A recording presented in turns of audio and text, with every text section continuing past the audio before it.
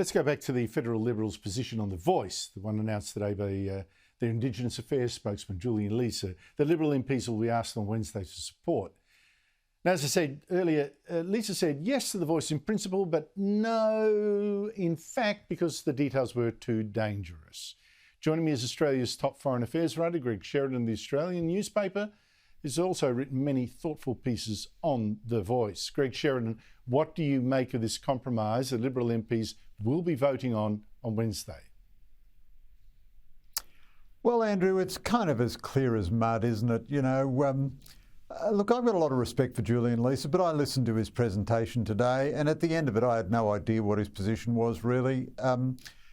He's in favour of The Voice, but is he in favour of The Voice in principle in the Constitution, or is he in favour of a legislated voice? And if he's in favour of The Voice in principle, what kind of voice is he in favour of, and why is he in favour of it in principle if it's a race-based institution? Now, I wrote a week or so ago that the Liberals, since the election, have been entirely tactics and no strategy, and they think their tactics are very clever.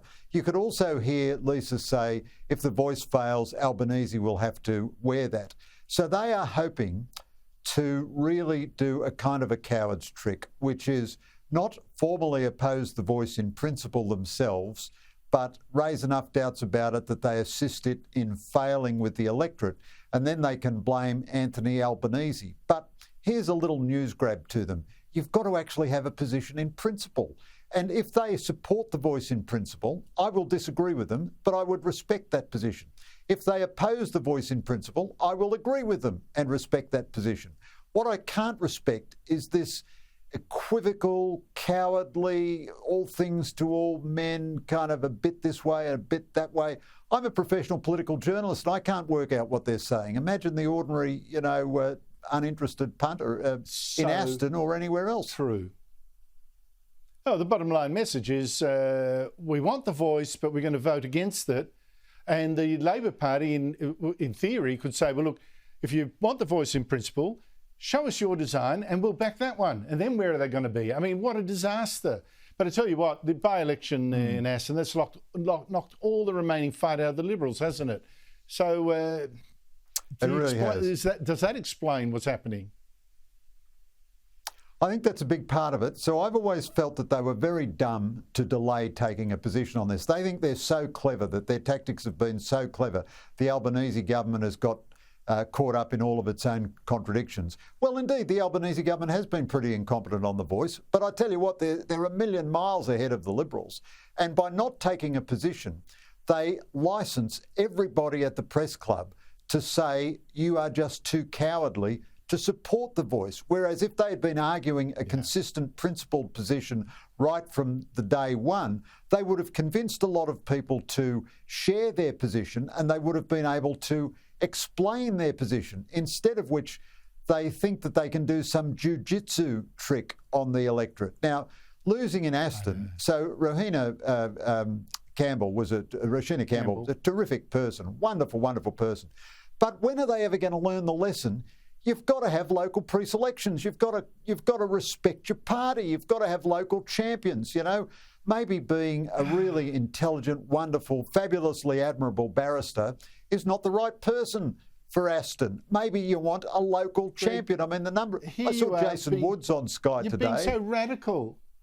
You're being so radical, arguing for pretty simple propositions. But kind of Greg, grassroots democracy. I want you to give... democracy, who cares about that apparently?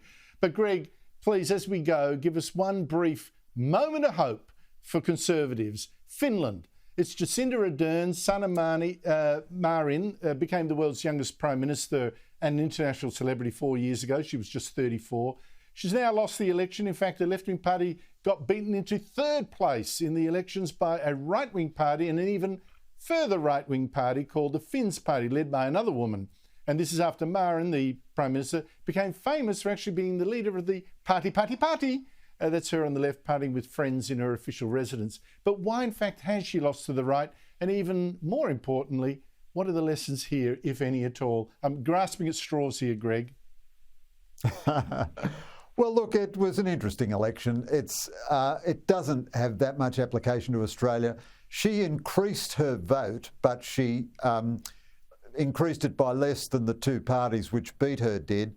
The party which won only won a plurality of votes, just over 20% of the votes, and it's a pro-business, sensible party. So she was a very environmental Prime Minister. She wanted net zero by yesterday and all that kind of palaver. But on the other hand, she was taking Finland into NATO, so she was dealing with some strategic realities. Yeah. The party that beats her is more open to nuclear energy and wants to cut taxes and so on. The party which came second is very exercised about That's the bit I'm going to grab, secure Greg. borders. I'm looking for straws. I said I was grasping for straws. That's the straw I'm going to pick out of your answer. Nuclear power. Thank you so much indeed for your time.